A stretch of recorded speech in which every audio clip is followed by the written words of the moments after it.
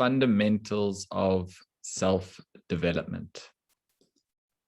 Now, if we look at the life management course, 5 topics have been carefully chosen, which will hopefully address this idea of the individual being able to leave here having a understanding of some fundamental concepts pertaining to the philosophy of Vedanta, which is nothing but a manual on how to live your life.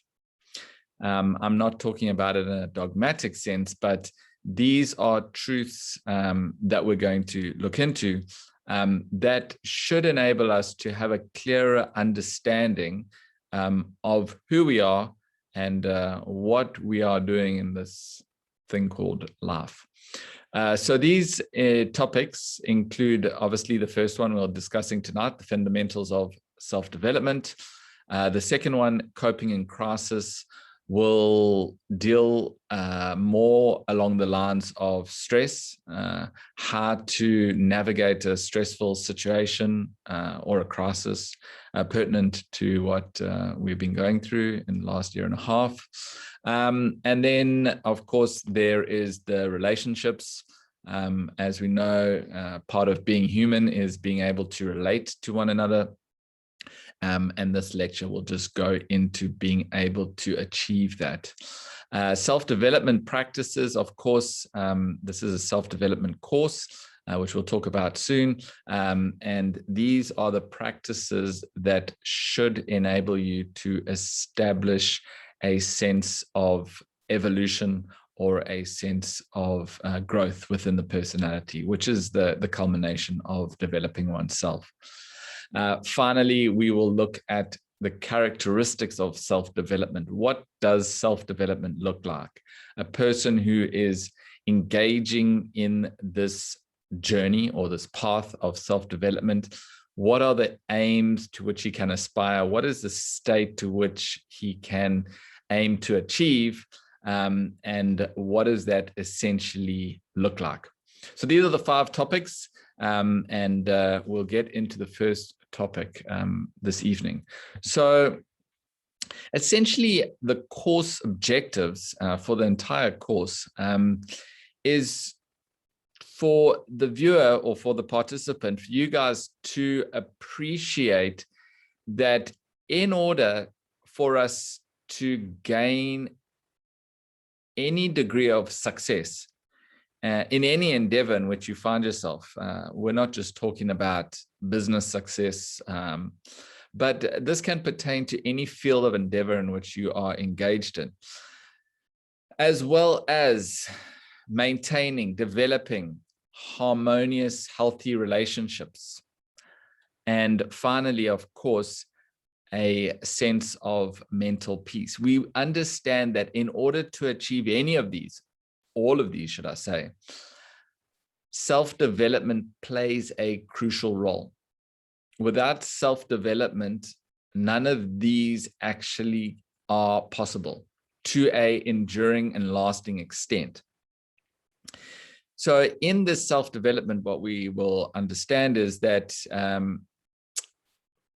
the role of the intellect, and if you have not heard that term, prepare to hear it again and again and again and again. And if you finally get sick of it, then I've done my job. So of course, we're going to look at the importance of developing the intellect with regards to self-development. So it plays a crucial role in us evolving, developing ourselves. Finally, providing tools for development. And then hopefully the course will inspire you guys, the participants, to perhaps launch on this path of self-development. So we want to project it as a worthwhile goal for your life in terms of something worth aiming for or aspiring for or achieving. Finally, we would like to inspire questioning, and this is why questions are always welcome. When questioning becomes a part of this discussion, this is really where you guys benefit. Otherwise, it's just a talk, a lecture, and it's easy just to pass through you. Questioning, your own questioning, and of course, this doesn't always have to manifest as a verbalization, but this is the approach you should adopt in this course, in this Zoom room. You should always be questioning what is being said. So some of the terms and concepts that we're going to be using, you may have an association with those terms and ideas. And I would just ask you guys for this hour, just to put that aside, any preconceived ideas or notions, just leave them aside and try and just accept, or not accept, but to listen and hear things just at face value. Of course, if there's something again that you don't understand, you're at liberty to clarify and question. And in that process, hopefully we can develop an understanding together of what's being said. Okay, so as some of you will appreciate, and for those who don't, the philosophy on which this course is based is a philosophy called Vedanta. And Vedanta, as you can see on the screen here, comes from two words. It's made up of two words. By the way, Vedanta is a Sanskrit word. Sanskrit is the first written language known to mankind, and it is the language in which these solemn truths of life were conveyed. They were written down in a broad collection of work called the Vedas. So Vedanta comes from two words, Veda and Anta. Veda equates to knowledge. And what we are attempting to provide you with is knowledge on life and living. Anta means end. And the reason it is Vedanta is because this knowledge comes at the end portion of the Vedas. Now, some of you may be familiar with this term Vedas, but those who aren't, the Vedas essentially are a source of integral wisdom. It's a science, tradition, and a culture of a remarkable ancient civilization. Initially passed down orally, these, as I mentioned, were later written in the form of the Sanskrit text, the Upanishads. And this is from which we derive the knowledge and wisdom which you're going to be and gain exposure to. So when we look at Vedanta, and we say it is the end of knowledge, the first thing that may come to your mind is, well, that sounds a little counterintuitive. How can knowledge have an end? I'm assuming many of you, just looking around, many of you are in professional careers, have studied, and any of you will appreciate that in any field, whether it be engineering, whether it be science, whether it be medicine, knowledge doesn't seem to have an end. It almost appears as though the more knowledge you gain, all that does is expand your realm of ignorance. In fact, this was beautifully put by Einstein. He said, "What is my knowledge compared to my ignorance?" Here is a man who is said to have achieved so much in terms of understanding of the world and the universe. And the more knowledge he seemed to gain, the more he seemed to not know. So in any field of activity in the world, what we find is that there is always new knowledge coming about, new discoveries. Science, we take, for example, we look at atoms. Now, at one stage, believe it or not so long ago, the atom was believed to be the smallest component that existed, the smallest fabric which the world was and the universe was constituted of. As we all know, this is now not true, because it was later found that atoms were made up of protons, neutrons, electrons. I don't know what stage that science is at now, but the last I was reading, they are looking at quarks, subatomic particles. So we can appreciate, even in the field of medicine, new discoveries, new inventions, new reactions, new processes that we never knew before. So this knowledge seems to go on and on and on. Now, we come along, the philosophers, the Vedantic practitioners, and we say, Vedanta means the end of knowledge. It's the culmination of knowledge.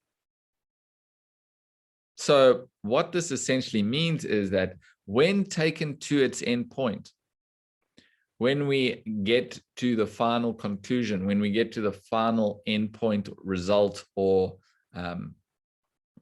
realization of ourselves, we have attained the truth, the reality, we have fulfilled our life's purpose. This is Vedanta, and Vedanta not only gives us the tools and points us in the right direction, it provides us with the knowledge and how to get there. So that's just a little background as to where this philosophy comes from, in case some of you are wondering where the information from these talks is derived. They are derived from these texts. So Vedanta, what is it? So it's often referred to in the Sanskrit language, and every now and again we will be delivering these Sanskrit terms, and it's not to worry about it, just to show you the source where it comes from. And Vedanta is often referred to as Sanatana Dharma, which means eternal principles of living. As mentioned, Vedanta is a philosophy. It gives us ancient, time-tested, traditional, and authentic truths of life. Now, often the question arises, and even if you would go to our website, you'd see on the FAQ section, this question is there because we get this question so often. And that question is this what we're studying? Is Vedanta, is it a religion? In fact, it is more a science than a religion, in the sense that it presents a clear, methodic, scientific, rational, and logical approach to the truths of life. You won't find anything that is even borderline esotericism in here. It is all fundamental principles based again on logic and reason. Essentially, a manual of life. Now, no one actually knows who wrote these Upanishads, these great Upanishads. This was the great humility of these saints and sages. Nonetheless, it was given out, laid down by these saints and sages, presented in the form of the Upanishads.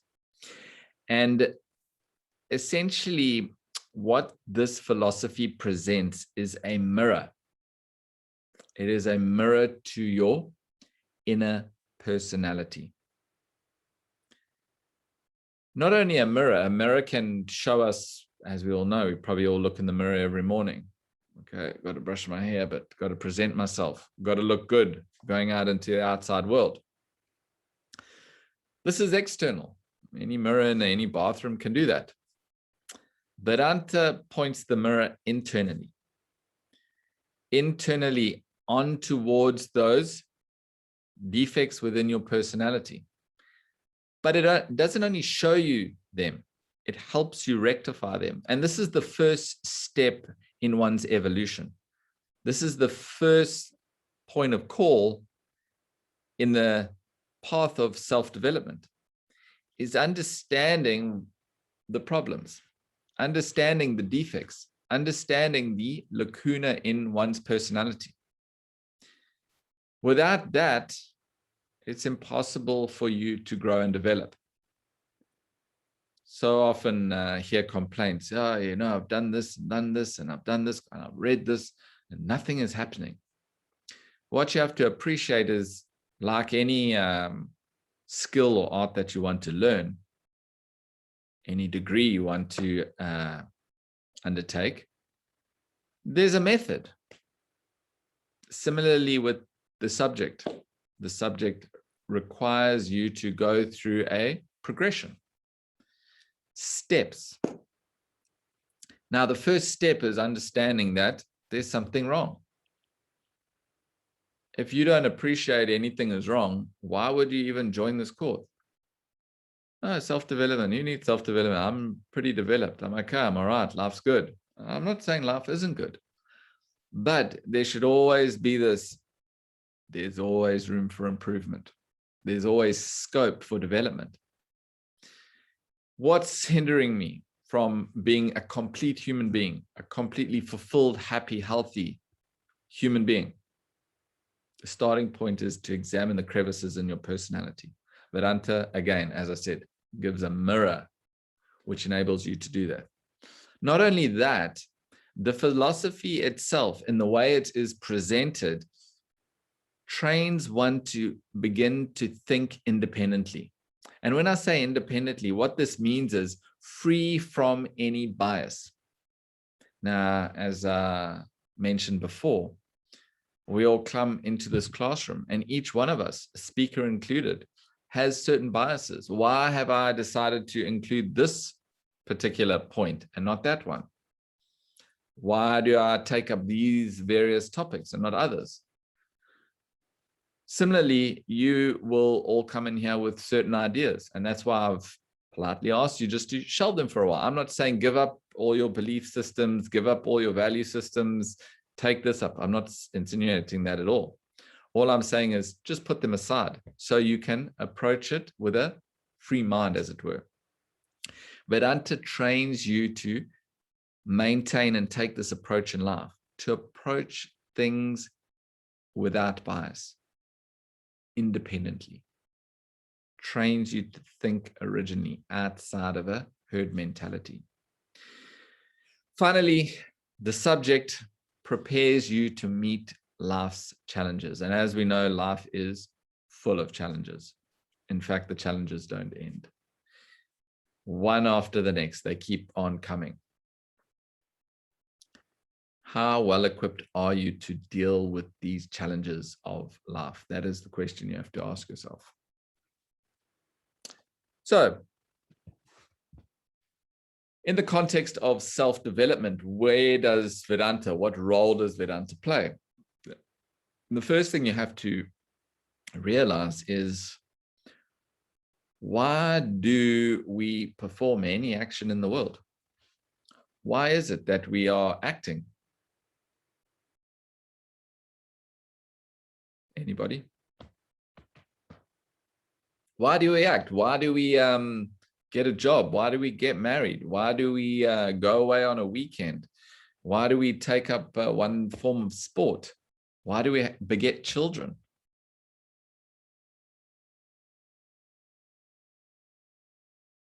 Why is it so? What propels us? What causes us to act in the world? Why are we acting? Any ideas? It seems we get some sort of pleasure from acting. Some pleasure, yeah. I see there's a couple. Action is the insignia of life. Desires, yes. All of these are correct. But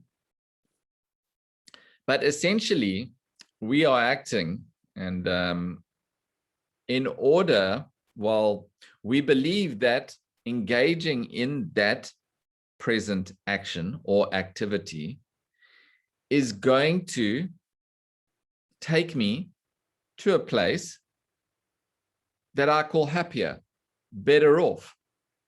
It's going to put me in a position where I have a better sense of subjective well-being. So this is why we act. This is why we do anything.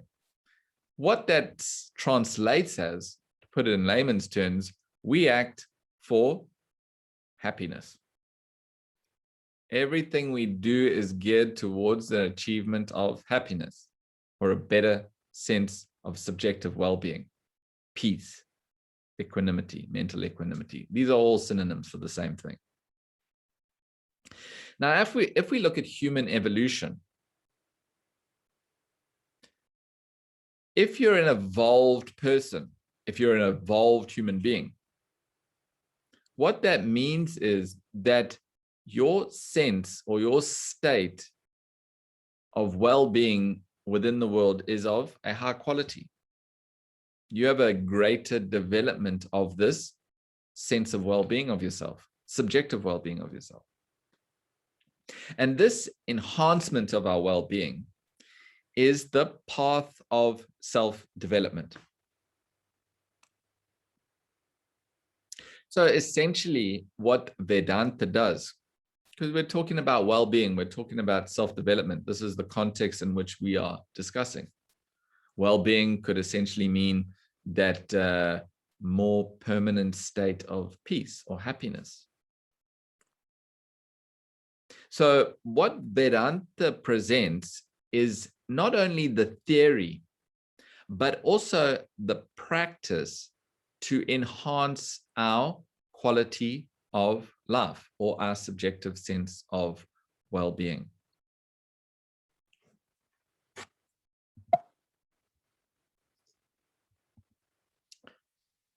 So the next thing we need to discuss, of course, is what is self-development? And self-development can essentially be broken down into two aspects. The first is autonomy, and the second is empathy. Now, when we talk about autonomy, what we are talking about is a sense of self-sufficiency.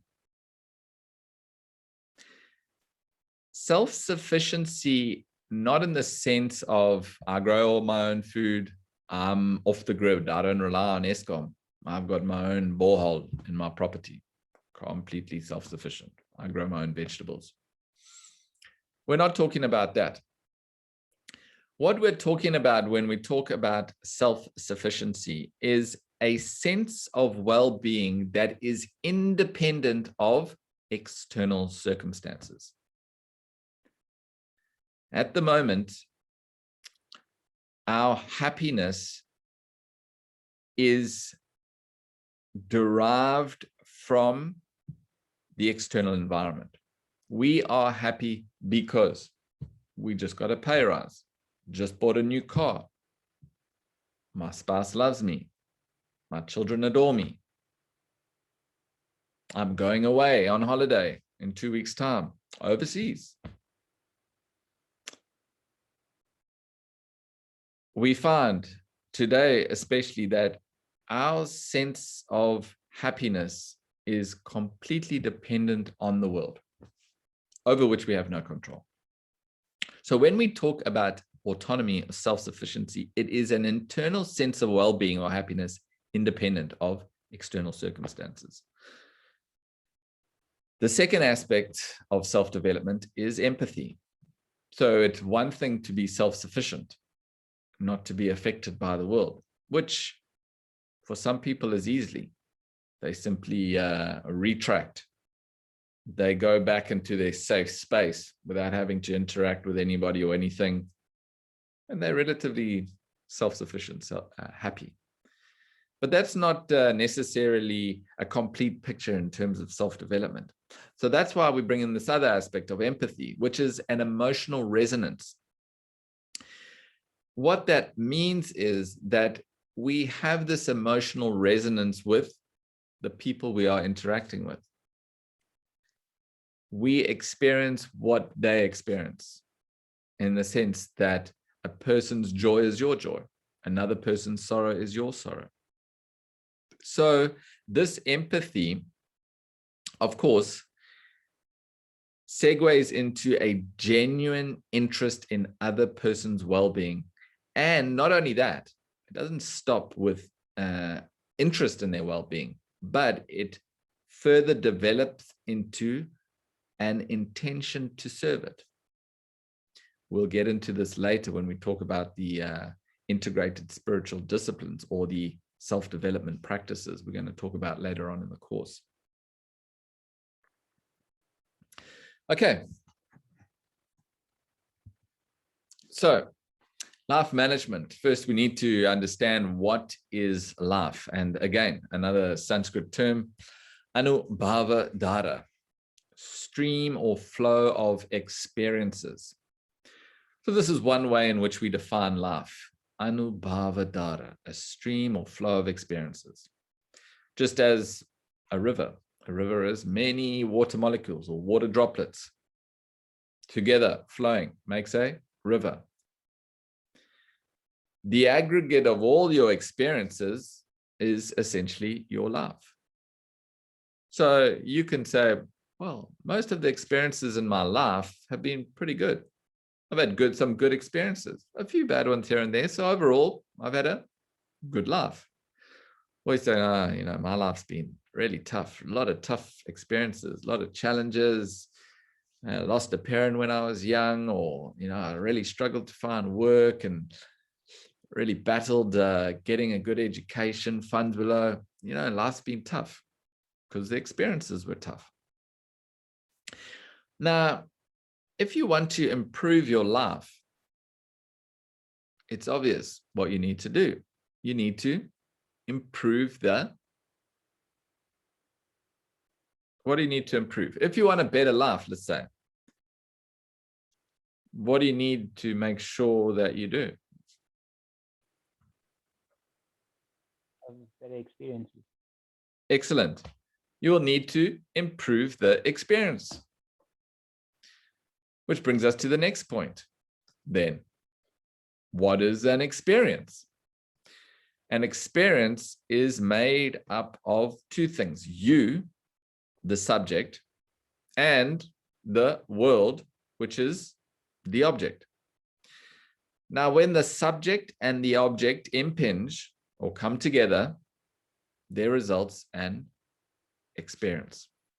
And the sum total of all your experiences is your life. Living as an art is a skill, a technique. You need to learn and practice it as you would to play a musical instrument or fly an aircraft. Swami Partha Sarathi. Swami Partha Sarathi is my teacher. Some of you know I spent 5 years at the Vedanta Academy in India studying this knowledge, and am now based in Cape Town presenting these truths to the community here. So, living as an art, a skill, a technique. Now, when we look at this object and subject, these two components, as it were, that give rise to an experience, which when added all together creates what we call as life. Now, we can split these two things up, you and the world. Now, when we look at the world, we can say this is objective science. And scientists that chose to examine the world looked into the world, the object, everything around and about us. Now, this objective world, anything outside of us, let's call it as, are the things that can be objectively measured. So we have one group of scientists, right? And they chose as their field of inquiry this objective world. Now, they applied a scientific methodology and went about discovering certain laws, certain truths, certain discoveries were made, all in order to try and better understand the world in which we lived. Now, out of that came many magnificent advancements in science, technology. And this has given us so many push-button comforts, immediate access to information, and potentially longer lives. So the objective scientists went out to improve the world, as it were. Now, out of these objective scientists, many branches arrived. So with reference to the chemical world, we get chemistry. With reference to the physical world, we get physics. With reference to health and the medical world, we get medicine. If we look at the economics, we get an understanding of wealth and how it works. When we looked at people in general, how groups interact, we got out of that group of people called politicians.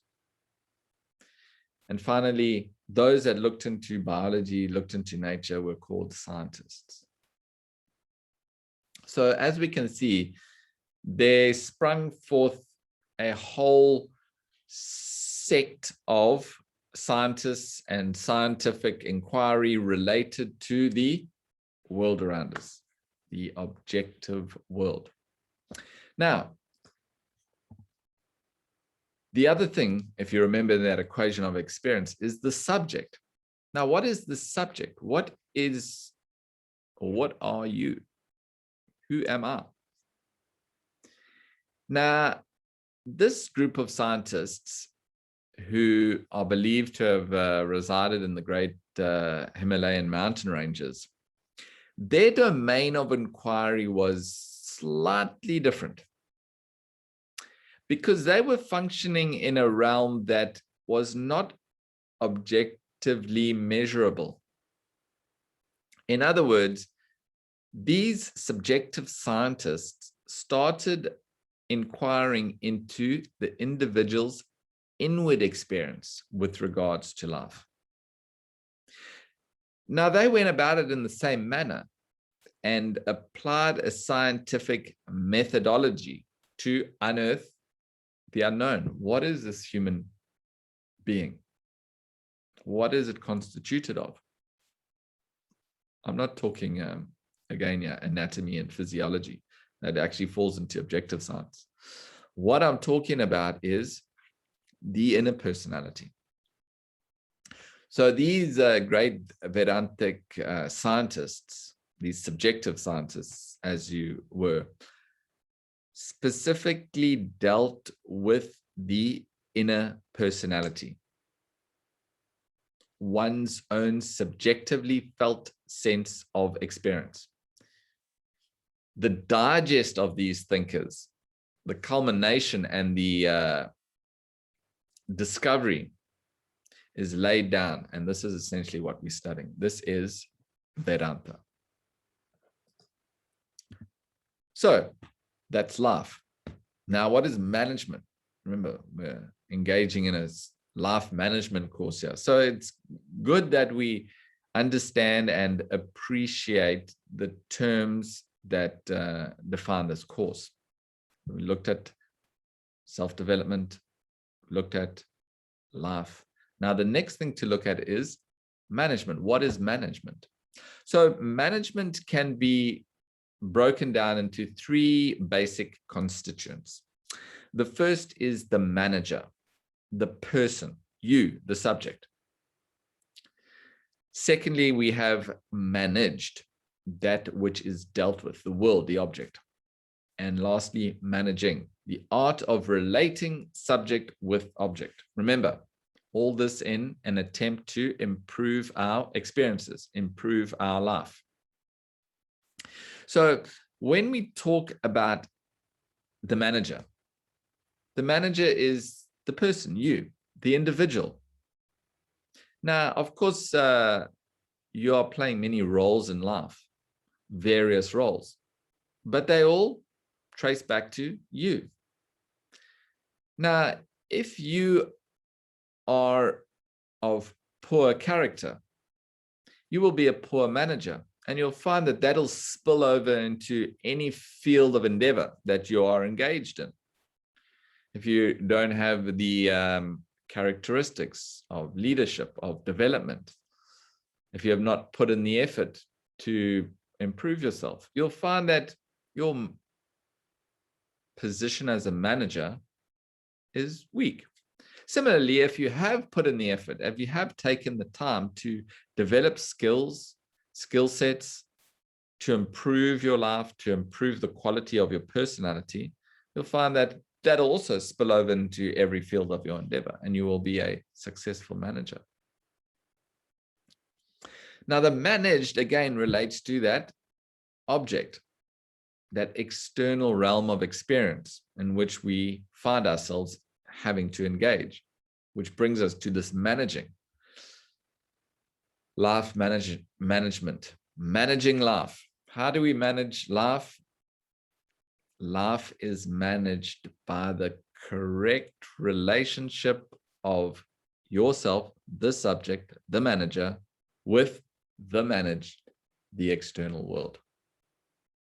So you will be able to develop a sense of, or develop the art of managing, when both aspects are looked into, which needs a fundamental grounding or understanding into both components. Both you, yourself, the inner personality, and when I say you, yourself, the individual, we're talking about the inner personality, which we're going to look into in just a bit. And obviously the world, everything external to ourselves. So self-management essentially boils down to the streamlining of one's inner personality. And it is nothing but being able to successfully navigate your way through life's challenges. You manage the world, you manage your affairs, you manage yourself. Or should I say, if you are able to manage yourself, in other words, if you are able to fortify and develop the inner constitutions of your personality, then you can manage your affairs and in turn manage the world. It starts and ends with you, yourself. So what is this inner personality, what we are talking about? The first thing we need to establish here is that in the world today, there are, let's say, 3 species: plant, animal, human. Now, with relation to plants, we see a plant has a form, a structure, which we call as the body of the plant. But for all purposes, a plant has no mind, mind being feelings, emotions. Definitely no intellect. A plant has no intellect. Sorry, that should be there. So body, mind, intellect. Plant has only a body. There's no feelings. There are no emotions in a plant, and a plant most certainly can't think. Right. The next is an animal. Now, if we look at animals, we see an animal also has a structure, a form, a body. But the difference with plants and animals is that animals display distinct feelings. We can see the presence of mind is there in animals. We see this relationship developing between mother and child, adult and young in the animal kingdom. There's a clear display of emotions. That pack mentality, you know, you guys are coming onto our territory. There's that display of aggression. So there's a clear display of emotions within animals. But for all purposes, animals lack the capacity to think.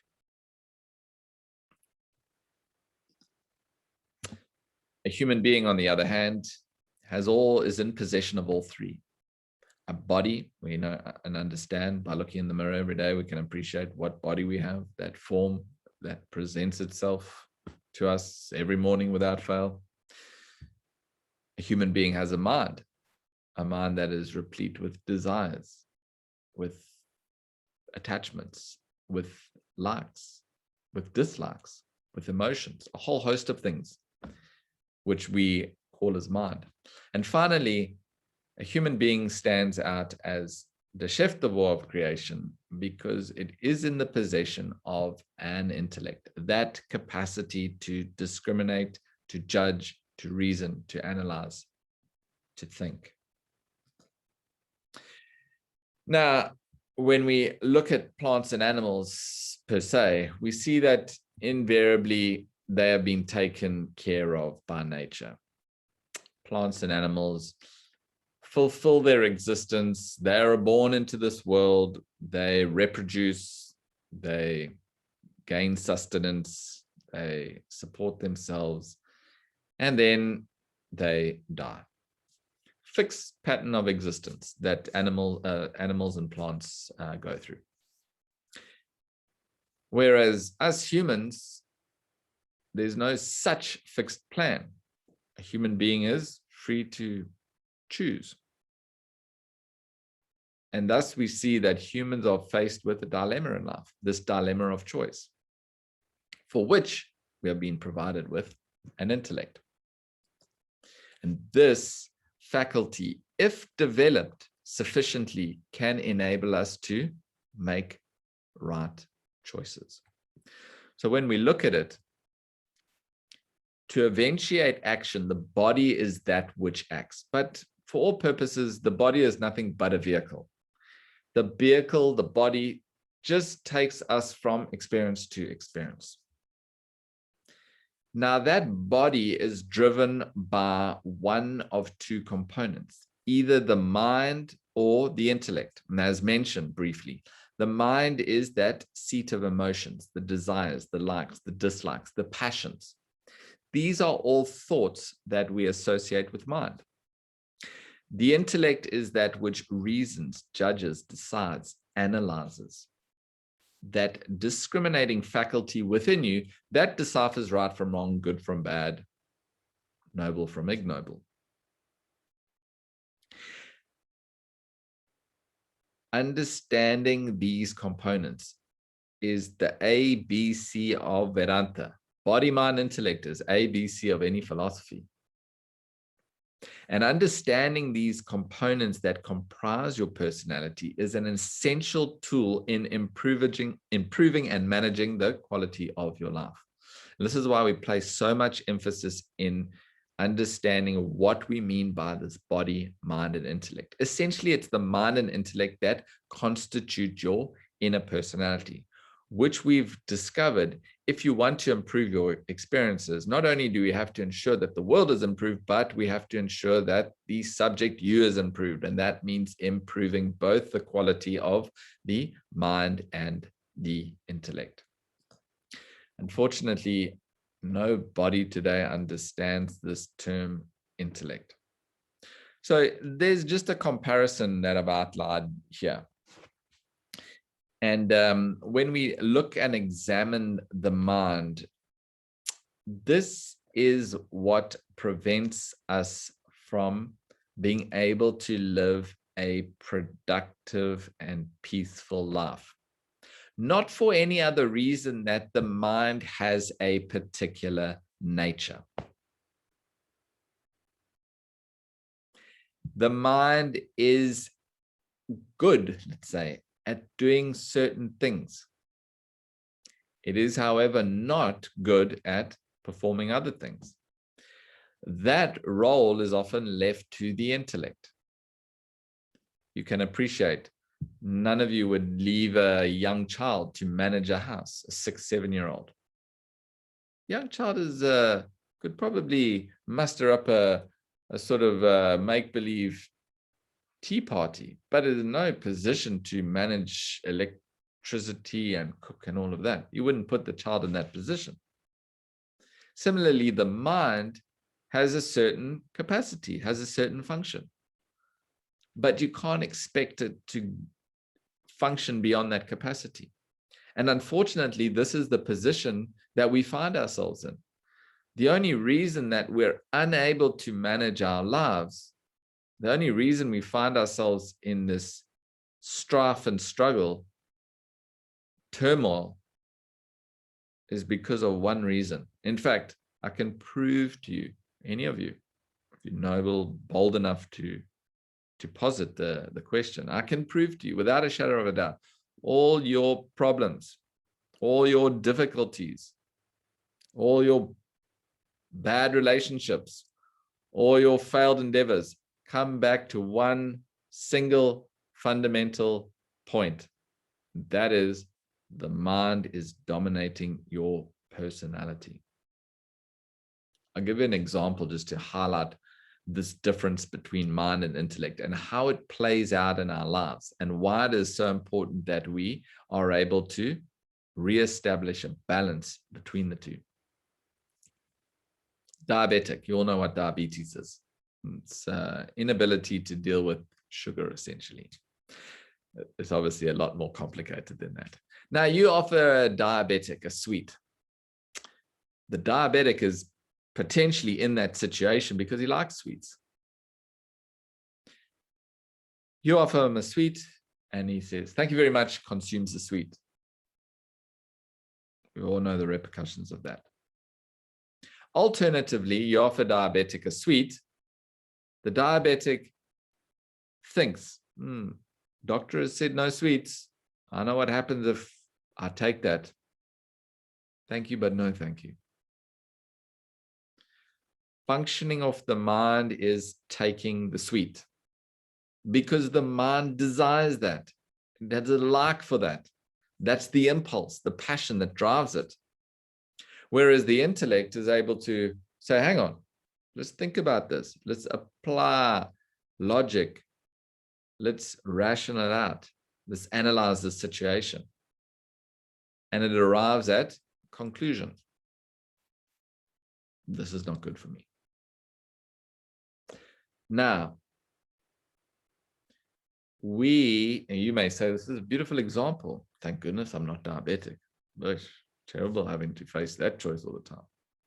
The problem is we're all diabetics and the world is full of sweets. This is the reality of our situation that nobody appreciates. Now, how are you meeting those demands? With the mind or with the intellect? This determines your ability to manage your life effectively. So, as mentioned, this intellect, must be clear, is not something that people call as intelligence, something different. Intelligence, when we say a person is intelligent, it means that he has access to a certain wealth of knowledge that he can recall on effectively, efficiently. And this is just information from external sources. Wow, that guy's very intelligent. All that means is he knows a lot about stuff, about things. And this is very different from the intellect. Now, the intellect, as mentioned, is something within you. It's a faculty within you that assists you to make effective choices in life. That faculty within you is something that is developed by one's own self. Intelligence, anyone can get intelligence. Schools, teachers, textbooks, life management courses, YouTube, Udemy, you name it. So much information is out there today. But in order to develop this remarkable faculty, the intellect, you will need to put in the effort yourself. So, how is this achieved? Well, it starts with taking nothing for granted. The minute you take something for granted, you accept it for whatever it is. This is why fake news is so prevalent today. Oh no, I read it on the news, or I saw it in the news, or my friend told me he has contact with that. You take it for granted. Oh, really? You just passively accept it. So in order to develop this thinking capacity, this intellect within us that is responsible for governing the mind, controlling the mind, directing the mind, which results in a more productive, peaceful, and happy life, you will have to start questioning the veracity of everything. The only way you can question it is by having this intention, or should I say idea, of not taking it for granted, not just because I heard it. So when you don't take something for granted, automatically what happens is question arises. Why? How? Where? All of these. Now, of course, you can apply this in any context, but in order to develop and fine-tune this intellect, this capacity to think, it is far more easily achievable in the context of philosophical thought. And that, of course, promotes the above too. So by now you should appreciate that it is essential for our development, for self-development, to first understand what this intellect is. See, most of the world today have no clue. You say intellect, and that's why we bring up this idea of intellect versus intelligence. Most of the world have no idea what intellect is. It's a fundamental aspect of your personality. In fact, every human being is comprised of a body, a mind, and an intellect.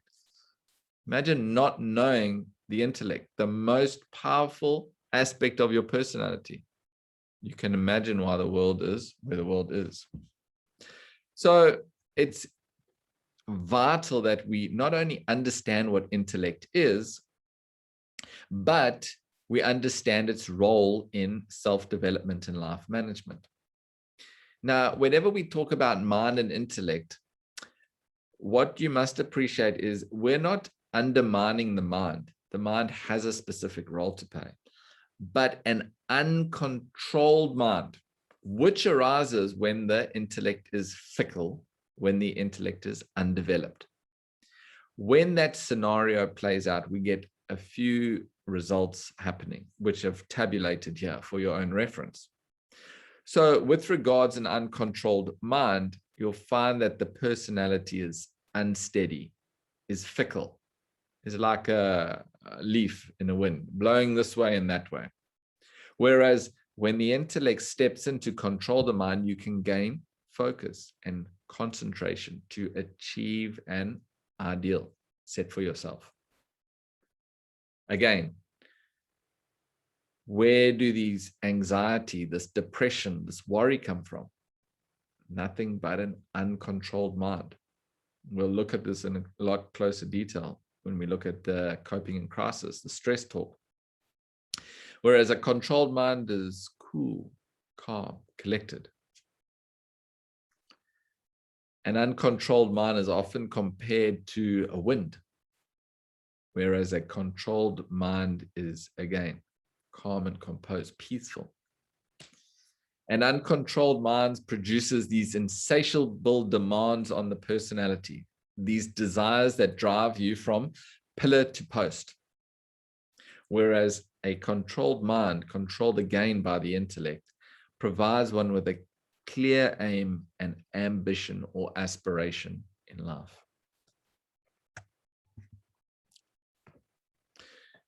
So, being the subtlest of equipments, the intellect, and in a graph of hierarchy, let's call it, at the bottom you've got the body. This is the grossest equipment.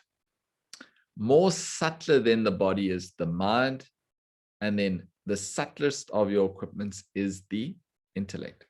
So only the intellect has the capacity to govern and direct, control and guide the mind in order to execute productive actions. So essentially, self-development is development of the intellect. To the extent you can develop your intellect, to that extent you have passed along the tracks of self-development, culminating in human evolution. So when we talk about self-management is essentially when the intellect maintains and governs the mind's activities. When the intellect governs the mind's activities, we call this as self-management. And self-management is life management. You manage yourself, you can manage anything in front of you. Again, what prevents us from gaining any sense of self-management? The mind. It is the mind that prevents us from gaining mastery over our lives, an uncontrolled mind. So, the intellect must be developed in order to control the vagaries of the mind. The intellect holds the mind on present activity. This we call as concentration. It then directs the energy of the mind towards something productive. We call this as consistency. And finally, the intellect allows us to recognize our role in this kaleidoscope of life, which we call as cooperation. If we can gain serenity in these specific areas, concentration, consistency, and cooperation, we will be able to effectively manage our lives.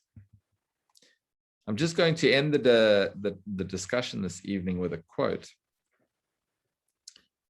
And it's said to be inscribed on a tomb of the Archbishop in a crypt in Westminster Abbey.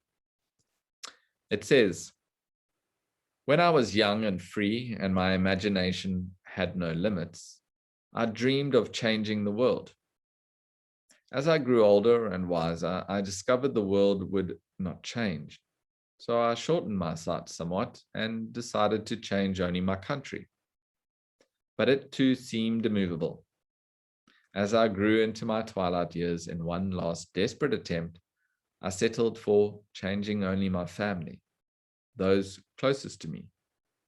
But alas, they would have none of it. And now, as I lie on my deathbed, I suddenly realize if I had only changed myself first, then by example, I would have changed my family. From their inspiration and encouragement, I would then have been able to better my country, and who knows, I may have even changed the world."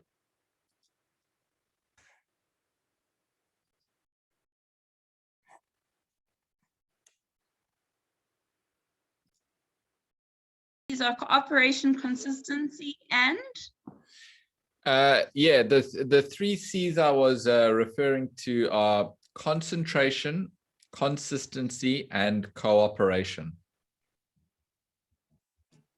okay, thank you. So when we talk about these 3 C's, it's usually in the context of attaining success in life. And success, as you will appreciate, is an effect. It's an effect.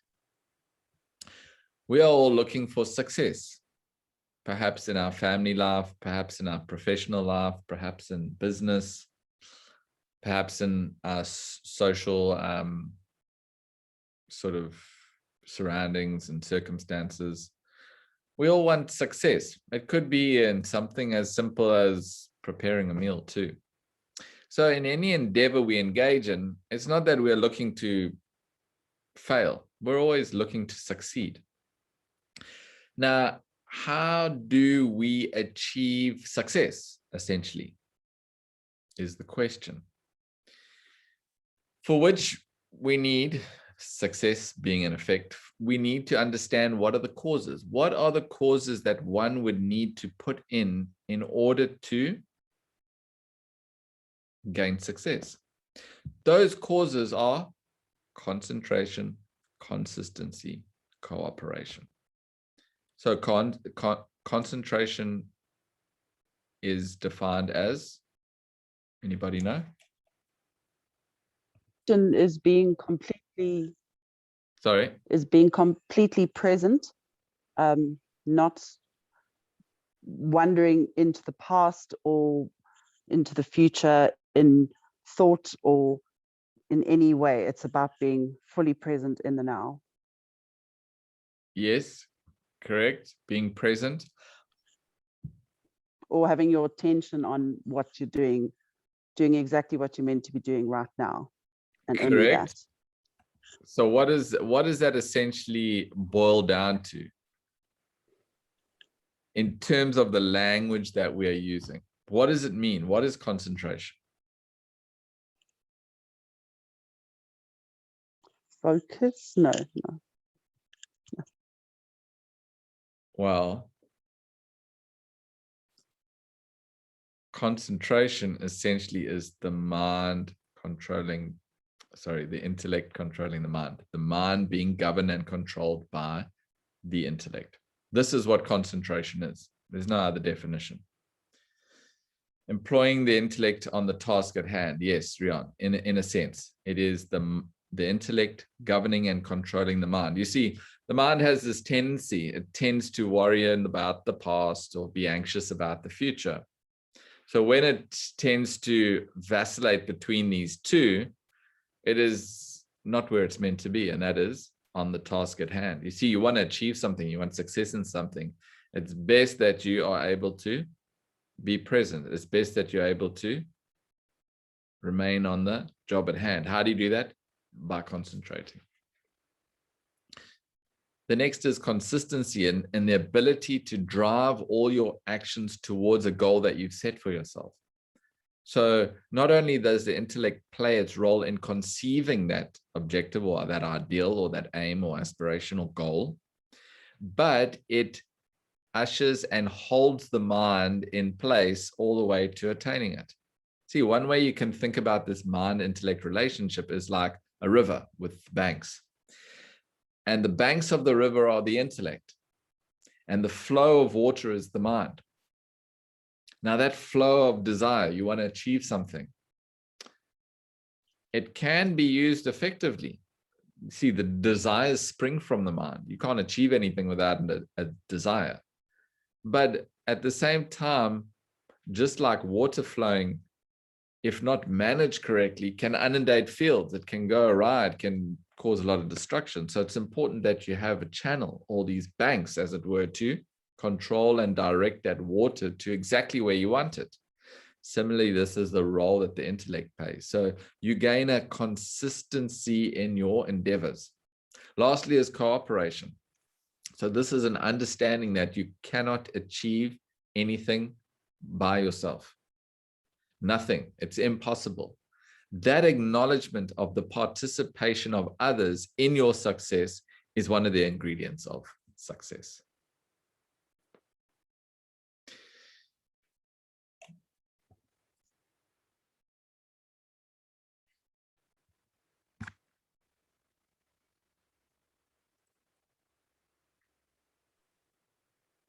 Yes, hi, Craig. It's Rishabh.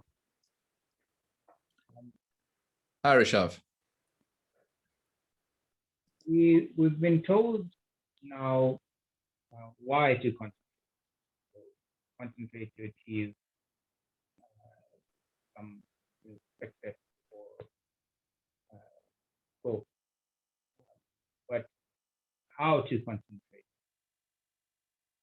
is more of a challenge. Yes, yes.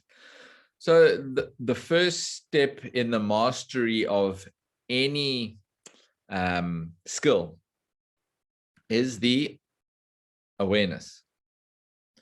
So the first thing is to have an awareness. Okay, we've developed an awareness now. Yes, we need to concentrate in order to gain success in life. Now, concentration again has been defined. So we have knowledge of what concentration is. It is the intellect controlling the mind. The next step we want to do is implement that. See, it's all very good and well having a vast amount of knowledge. But as mentioned, this is nothing but intelligence.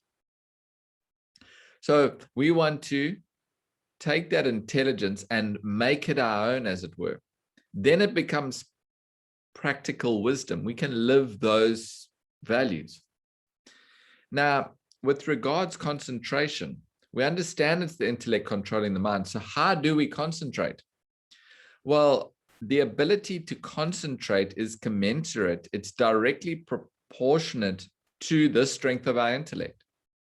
So a person who has a powerful intellect will be easily able to concentrate. He can hold his concentration on a fixed task for whatever period is necessary until the task is over, until he has finished with that particular activity.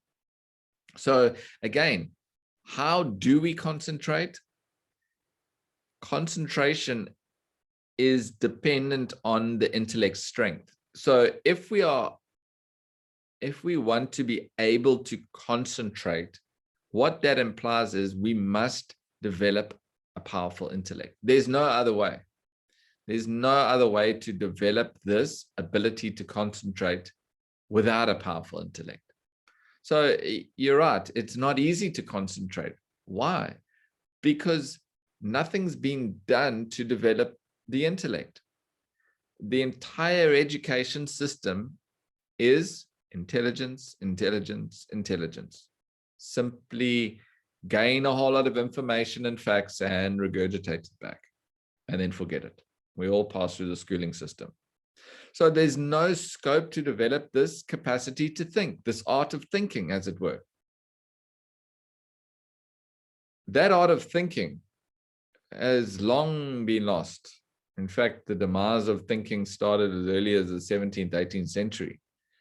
Cardinal Newman writes this fascinating piece called The Idea of a University, where he says the shift of education went from liberal, in other words, developing the ability to think independently and objectively, to being servile, having a specific outcome-based learning. You engage in learning to get a job, essentially, is what it's become nowadays.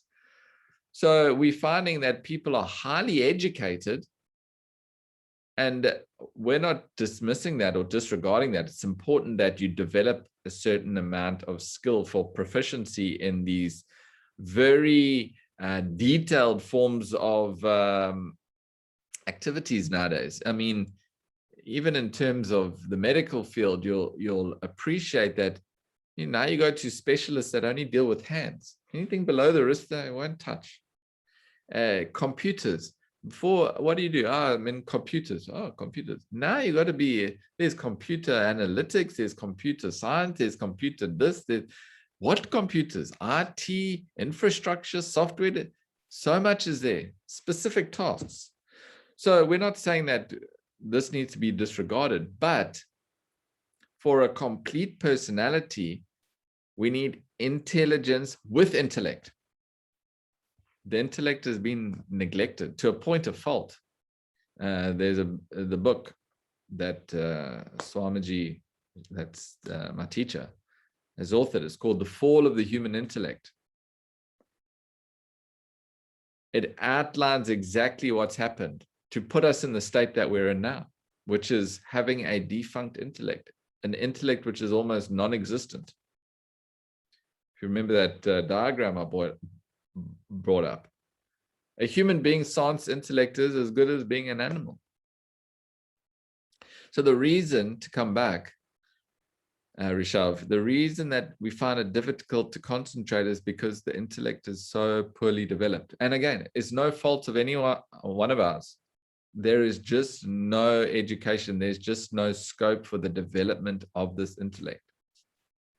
This is why we're trying through all these endeavors, through these courses, through classes, through talks, through discussions, to try and get this intellect, starting those cogs turning, hopefully developing that ability to be able to think clearly, think logically, rationally, to develop the intellect.